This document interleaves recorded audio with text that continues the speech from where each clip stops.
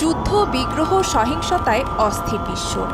পরাশক্তির সেন দৃষ্টি, প্রতিবেশীর আগ্রাসন আর দুর্ধর্ষ সন্ত্রাসী গোষ্ঠীর ছোবল থেকে রক্ষা পেতে কমবেশি সব দেশই সচেষ্ট নিজেদের সমরশক্তি সুসংহত করতে। দেশে দেশে সমরাস্ত্রের বাণিজ্যটাও তাই বেশ চাঙা। কিন্তু ২১ শতকের এমন ক্রান্তিকালেও কিছু দেশ আছে যারা অস্ত্র কি কিনবে, সেনাবাহিনীই বিবর্জিত। কোনো রকমের সামরিক বাহিনী ছাড়া দিব্যি আছে তারা। একটা দুইটা নয়, এমন অন্তত ২২টি দেশ আছে পৃথিবীতে যারা কোনো বাহিনীরই ধার ধারে না। ইউরোপের দ্বিতীয় বৃহত্তম দ্বীপরাষ্ট্র আইসল্যান্ড। ন্যাটোর সদস্য হওয়া সত্ত্বেও এই রাষ্ট্রের নেই কোনো সামরিক বাহিনী। এখন থেকে না, সেই ১৮৬৯ সাল থেকে। ৪টি বিমান, ২টি জাহাজ এবং সাধারণ কিছু আগ্নেয়াস্ত্র নিয়ে কোস্টগার্ড বাহিনী আছে। আইসল্যান্ডের স্বাধীনতা, সার্বভৌমত্বের সুরক্ষার দায়িত্ব ন্যাটোর। আর আক্রান্ত হলে তাকে বাঁচাতে সবকিছু নিয়ে ঝাঁপিয়ে পড়বে বিশ্বের ১ নম্বর সামরিক শক্তিধর দেশ যুক্তরাষ্ট্র। এমনই চুক্তি করা আছে দেশটির সাথে। তো আমেরিকা যার বডিগার্ড, তার কি আলাদা করে সেনাবাহিনী রাখার দরকার আছে? আবার শুধু যুক্তরাষ্ট্র না, উত্তর আটলান্টিকের দেশটি এমন চুক্তি করে রেখেছে নরওয়ে আর ডেনমার্কের সাথেও। সামরিক বাহিনী ছাড়া দেশগুলোর মধ্যে সবচেয়ে বড় মধ্য আমেরিকার দেশ কোস্টারিকা। ১৯৪৮ সালে ভয়াবহ এক গৃহযুদ্ধ শুরু হয় দেশটিতে। সংঘাত বাধে দেশটির নির্বাচন ঘিরে। সেই গোলযোগ যখন থামল, তখন দেশটি এমন আর্থিক সংকটে পড়ল যে তার পক্ষে আর সেনাবাহিনীর ব্যয়ভার বহন করা সম্ভব হলো না। ১৯৪৯ সাল থেকেই দেশটির সেনাবাহিনী নেই। কোস্টারিকার সংবিধানেও বলা আছে দেশটিতে কোনো সামরিক বাহিনী থাকবে না।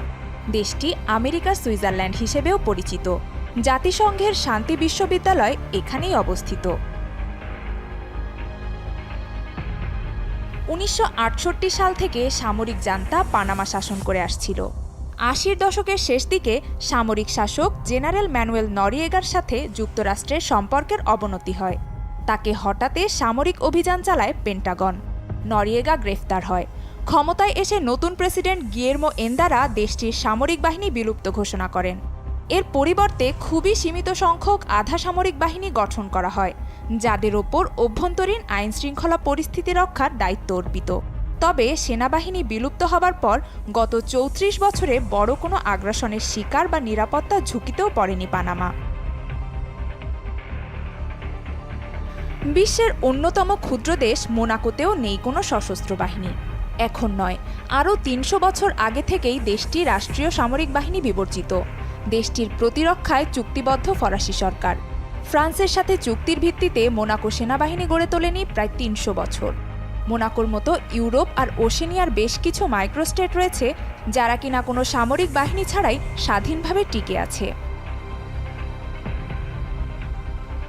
ভাবনা আসতেই পারে যে কেন তাদের সামরিক বাহিনীর প্রয়োজন হয় না, বা বহিঃশত্রুর আক্রমণ থেকে কিভাবে আত্মরক্ষা করবে। ভৌগোলিক গঠন বা অবস্থান আর আয়তন কিংবা জনসংখ্যা বিবেচনায় অনেক দেশেই সেনাবাহিনী গঠনের প্রয়োজন হয়নি। পার্শ্ববর্তী দেশগুলোর সাথে সুসম্পর্ক থাকায় তারা শক্তিশালী দেশগুলোর প্রতি নির্ভরশীল। তবে এসব দেশের স্বাধীনভাবে টিকে থাকা মানেই এমনটা না যে বিশ্বের অন্যান্য দেশও এই পথ অনুসরণ করবে, আর সেটা যৌক্তিকও নয়।